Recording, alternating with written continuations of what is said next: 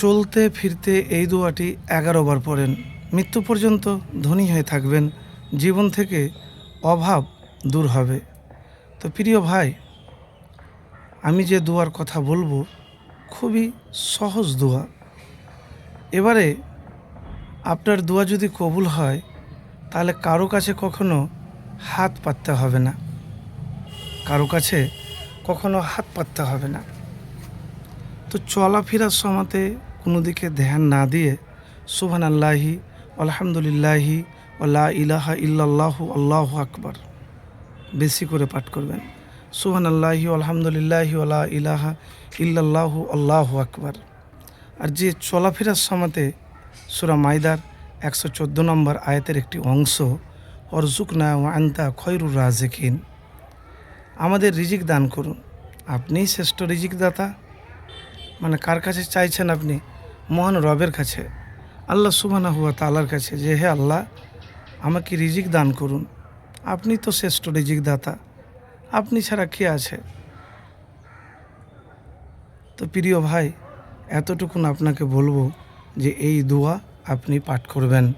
অরজুকনা ও আন্তা খয়রুর রাজিকিন, অরজুকনা ও আন্তা খয়রুর রাজিকিন, চলাফেরার সময়তে।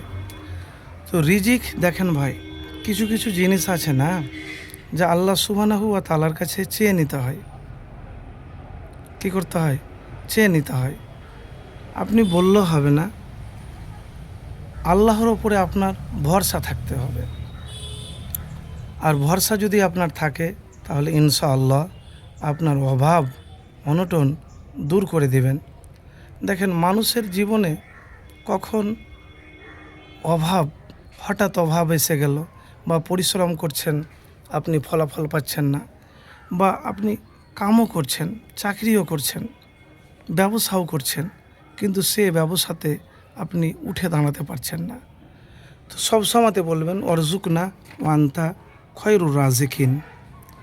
একটি হাদিস বলবো, আবু হুরায়রা থেকে বর্ণিত হাদিসে আছে, আল্লাহ বলেন, হে আদম সন্তান, আমার ইবাদতের জন্য তুমি ঝামেলা মুক্ত হও, আমি তোমার অন্তরকে প্রাচার্য দিয়ে ভরে দেব, তোমার অভাব ঘুচিয়ে দেব। তো যখন আপনি নামাজ আদায় করবেন তখন কিন্তু অন্তরটাকে পরিশুদ্ধ করে কোনো রকমের হিংসা, লোভ, লালসা ত্যাগ, একবারে ইখলাসের সহিত, ইহসানের সহিত নামাজ আদায় করবেন।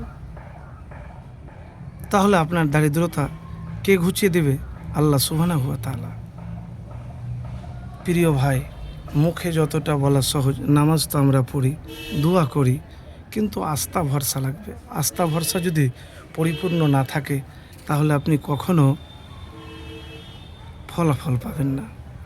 তো অনেক ভাই বলে দোয়া সূরা পড়ে কি কোনো লাভ হবে? দেখেন ভাই, এটি মুমিনের বিশ্বাস। যারা আল্লাহর খাঁটি বান্দা, ইমানদার বান্দা, মুত্তাকি বান্দা, কারো কাছে হাত না পেতে আল্লাহর কাছে যদি হাত পাতে, তাহলে আল্লাহ ওই বান্দাকে তার দুনিয়াতে কারো কাছে হাত পাততে দিবে না। তো চলা ফেরার সময়তে ওয়ারজুকনা ওয়া আনতা খয়রুর রাজিকিন আর সুবহানাল্লাহি আলহামদুলিল্লাহি ওয়ালা ইলাহা ইল্লাল্লাহু আল্লাহু আকবার, এটি শুধু পড়বেন, মন থেকে পড়বেন ভাই। মন থেকে পড়তে গেলে আপনার যদি দোয়া কবুল হয় তাহলে পকেটে টাকা আসতেই থাকবে, আর পরিশ্রম করবেন ধারাবাহিকতার সাথে।